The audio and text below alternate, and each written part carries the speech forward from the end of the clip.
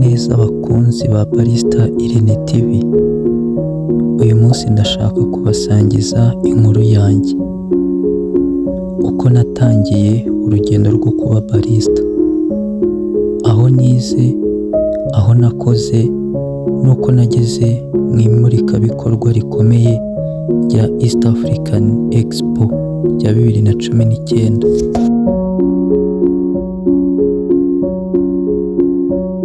Natangiye kwiga ibijyanye no kuba barista muri Barista for Better kuva ku itariki ya 18 Kanama 2019 kugeza tariki ya 18 Ugushyingo 2019. Aha niho namenye neza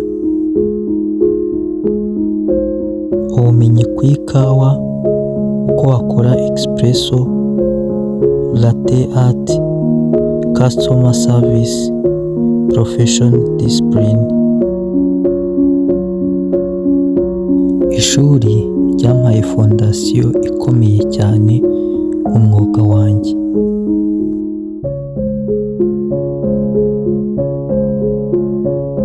Nyuma y'amahugurwa natangiye gukora ahantu hatandukanye, harimo Imani Coffee Shop, Mami's Cuisine, Cafe Rwa n'ahandi. Aha hose nahakuye uburambe butandukanye, uko wakwakira abakiriya, uko wakubaka umubano, n'uburyo bwo gukora ikawa mu rwego rw'umwuga.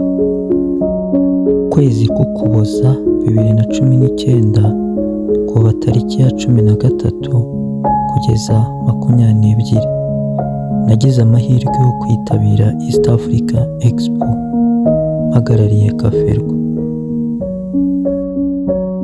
Twari turi kumenyekanisha ikawa ya Cafe Rwa, twakira abashyitsi baturutse mu bihugu bitandukanye, twerekana umwihariko w'ikawa nyarwanda.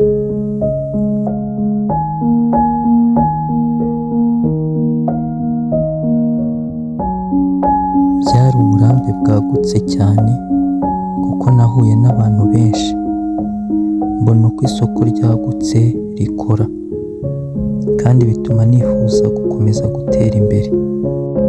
Icyo byanyigishije, urugendo rwanjye rwanyigishije ko gutangira ari ingenzi kurusha gutinya.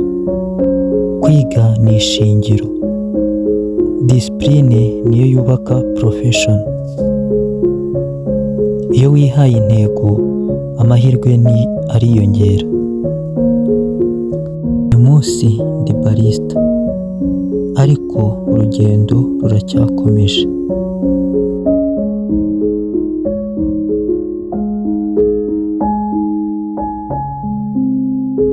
Niba nawe ufite inzozi zo kuba barista, ntutinye gutangira. Iyi ni inkuru yanjye, ariko nifuza ko ejo hazaba inkuru yawe.